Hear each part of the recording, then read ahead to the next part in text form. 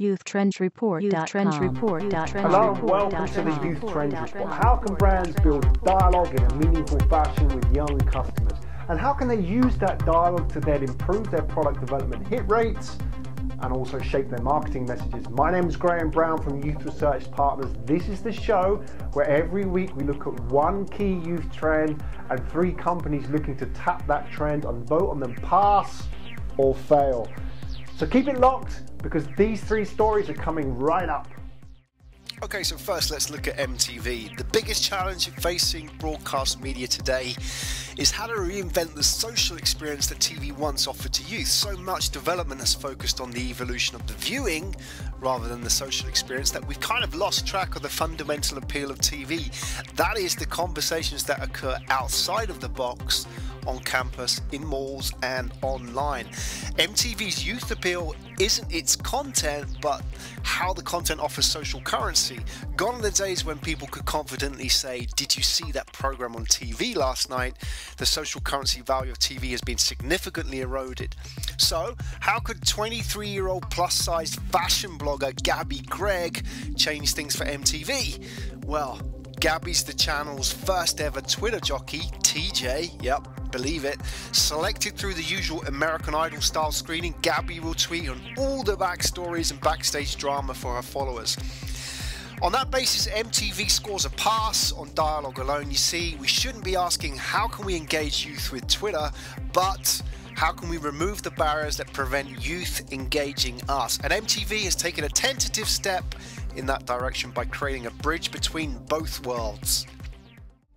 Moving on, let's look at a brand that we rated last week, Coke, with the Open Happiness program. This week, we're going to look at the Coke Facebook fan page. Last week, Coke Open Happiness was simply new media but business as usual. Rather than helping youth tell their story, they were using video and social media to tell the Coke story.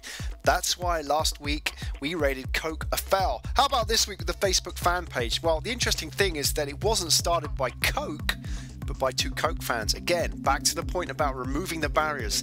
The fans are already out there. Just give them the tools and they will make it happen. Coke later endorsed the fan page and supports them in the creation, but it's the creative input from the fans themselves that's important. It's a very small step for youth marketing, but a giant leap for such a youth brand as Coke. You know, it's such a brand that finds itself controlled by corporate politics and marcoms. To be able to go out there and put youth in control of the brand narrative is a step forward. That's why, on that basis, we give Coke Facebook fan page a solid pass. Your fans are already out there creating the content about your brands. Are you helping them or trying to close them down? Scion. Last week we looked at Ford Fiesta movement and rated them a solid pass, but where did Ford get its ideas from? From these guys, Toyota Scion. In fact, the former Scion CEO is now working at Ford. So how do you create dialogue with young drivers? You build stuff for them. Scion realizes that staying relevant, shaping their marketing messages relies heavily on their community presence.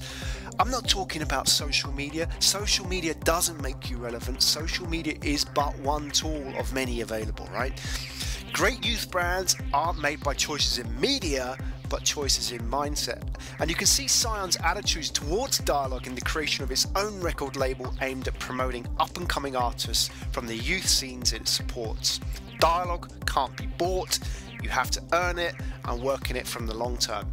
So on the basis that Scion's promoting artists from the community, the broadcasters from the community that he wants to be part of, the Scion record label gets a solid pass from us here at Youth Research Partners. How could you create dialogue by supporting your community?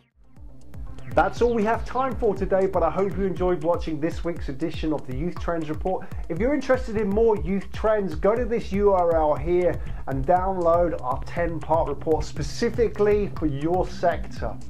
Thank you for watching. Until next time, my name's Graham Brown from Youth Research Partners. Goodbye.